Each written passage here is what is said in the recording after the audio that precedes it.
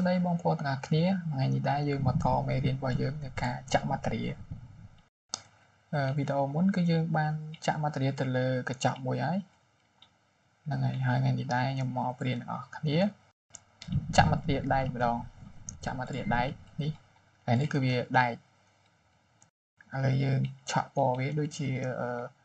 យើងការចាក់ម៉ាត្រាមុនដែរយើងអត់សេរីរាមុនទេអានេះគឺយើងសេរីបែបផ្សេងហ្នឹងហើយការចាក់ម៉ាត្រាដែកនេះគឺយើងអាចចាក់នៅក្នុងម៉ាត្រារបស់ V-Ray ក៏មានដែរបាទនេះខាងនេះមកជួរនេះគឺយើងអាចចាក់បាននេះយើងអាចរកម៉ាត្រាដែកមកចាក់បានតែពេលនេះខ្ញុំអត់ចង់ចាក់នៅក្នុងនោះទេគឺខ្ញុំចង់បង្កើតម៉ាត្រាដែកខ្លួនឯងមួយដើម្បីក្នុងការចាក់ឲ្យវាស្អាតណាជំនាញទី1នេះគឺយើងចូលមកកាន់អារៀងហើយនេះជារៀងខាងkiaនេះមកហ្នឹងហើយយើងយកអាប៊ិចនេះដដែលហ្នឹងយើងឆក់ពណ៌វាហ្នឹងឆក់ពណ៌មួយមកហើយយើងចូលទៅកាន់ V-Ray របស់យើងបន្ទាប់ពីយើងចូលទៅកាន់ V-Ray របស់យើងហើយវាគឺវា load បែបនេះតើវា load បែបនេះហើយអ្នកនរគ្នាចង់បានដែករបស់អ្នកនរគ្នានឹងពណ៌អីអ្នកនរគ្នាអាចលេង color កន្លែងនេះក៏បានដែរអ្នកនរគ្នាអាច select លើនេះមក color កន្លែងនេះអ្នកនរគ្នាចង់បានដែកពណ៌ផេះពណ៌សឬក៏ពណ៌ខ្មៅពណ៌អីសាច់ចិត្តអ្នកនរគ្នា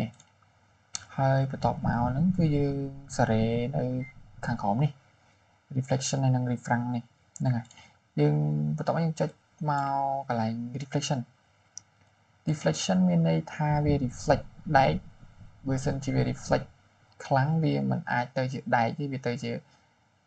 កញ្ចក់ទៅជាអីផ្សេងឬក៏វាអាចទៅជា material ផ្សេងអញ្ចឹងណាអញ្ចឹង reflection នេះយើងយកវាទៅពាក់កណ្ដាលសិនទៅបានហើយបន្ទាប់មកយើងមកសេរីកន្លែងនេះខាងក្រោមនេះមានពាក្យថា materness នេះ materness នេះយើងទាញវាកប់មកបាទនេះវាទៅជាដែកហើយប៉ុណ្ណឹងគឺវាទៅជាដែកហើយ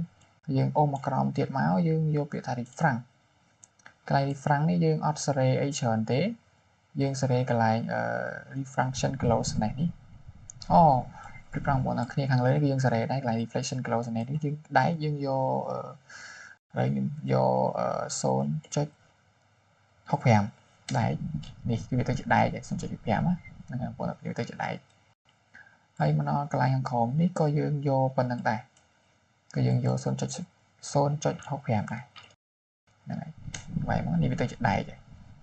ដែកគឺវាប្រភេទចឹងប្រភេទគ្រើមហើយវាមានដលងតិចតិចបើសិនបងប្អូនចង់ដាក់ដលងខ្លាំងក៏បានដែរនេះវាទាញមកវាដលងខ្លាំងតែវាអត់ដលងខ្លាំងដូច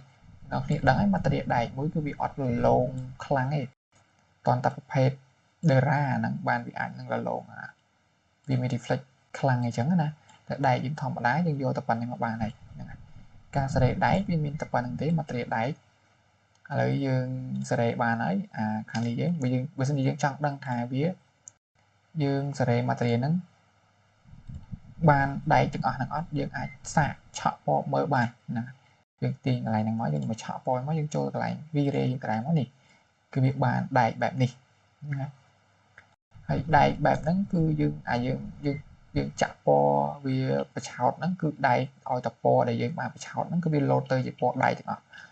បងប្អូនអាចមើលកន្លែងនេះក៏បានដែរកន្លែងប្អូននេះខ្ញុំឆក់ពណ៌វាមកនេះគឺវាទៅជាដែកទាំងអស់គឺនេះយើងចាក់ពណ៌ទាំងអស់ហ្នឹងណាអញ្ចឹងងាយស្រួលដែរងាយស្រួលក្នុងការយើងចាក់ material វាងាយស្រួលមែនតើតែយើងអត់ពិបាកទៅចាក់មួយឲ្យបងប្អូនអត់គ្នាយូរការទេយើងចាក់តែប៉ុណ្្នឹងមកអូខេដែកដែលយើងដែលពណ៌ដែលយើងចាក់វាបឆោតទាំងអស់ហ្នឹងវាយើងសេរីតែមួយវាទៅទាំងអស់មកវាទៅជាដែកទាំងអស់ហើយតែម៉ាត្រាបានសេរីដូចកញ្ចក់ដែរហ្នឹងហើយការចាក់ម៉ាត្រាដែកមានតែប៉ុណ្្នឹងទេហើយបងប្អូនអរគ្នាចាំជួបគ្នានៅវីដេអូក្រោយនៃការចាក់ម៉ាត្រាផ្សេងទៀតអរគុណ